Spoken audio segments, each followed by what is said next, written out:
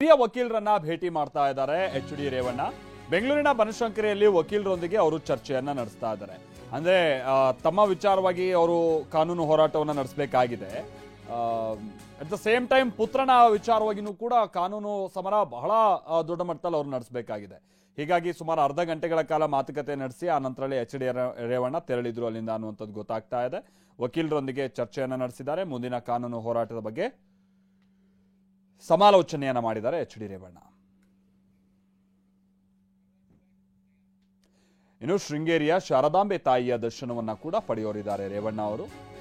ಆ ನಂತರದಲ್ಲಿ ಶೃಂಗೇರಿ ಜಗದ್ಗುರುಗಳ ಆಶೀರ್ವಾದವನ್ನು ಕೂಡ ರೇವಣ್ಣ ಅವರು ಪಡೆಯೋರಿದ್ದಾರೆ.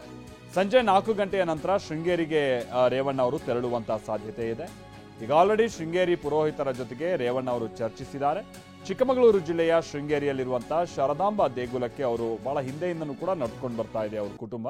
ಏನೇ ಸಂಕಷ್ಟ ಇರಲಿ ಅಥವಾ ಏನೇ ಶುಭ ಸಂದರ್ಭಗಳಿರಲಿ, ಅದು ಶೃಂಗೇರಿಯ ಶಾರದಾಂಬೆ ಪೀಠಕ್ಕೆ ಹೋಗಿ ಅಲ್ಲಿ ಜಗದ್ಗುರುಗಳನ್ನ ಭೇಟಿಯಾಗಿ ಅವರ ಆಶೀರ್ವಾದ ಪಡೆಯೋದು, ಇದೆಲ್ಲವೂ ಕೂಡ ಅವ್ರ ಕುಟುಂಬದಲ್ಲಿ ಬಹಳ ವರ್ಷಗಳಿಂದ ನಡ್ಸ್ಕೊಂಡು ಬಂದಿರುವಂತಹ ವಿಚಾರ. ಇದೀಗ ಅವರು ಮತ್ತೊಮ್ಮೆ ಶೃಂಗೇರಿಗೆ ಹೋಗುವಂತ ನಿಟ್ಟಿನಲ್ಲಿ ಸಿದ್ಧ ಆಗ್ತಾ ಇದ್ದಾರೆ. ಪುರೋಹಿತರ ಜೊತೆಗೆ ಚರ್ಚೆ ಮಾಡಿ ಸಮಯ ಕೂಡ ಕೇಳಿದ್ದಾರೆ ಶ್ರೀಗಳನ್ನ ಭೇಟಿಯಾಗುವಂತ ನಿಟ್ಟಿನಲ್ಲಿ ಅನ್ನೋದು ಗೊತ್ತಾಗ್ತಾ ಇದೆ.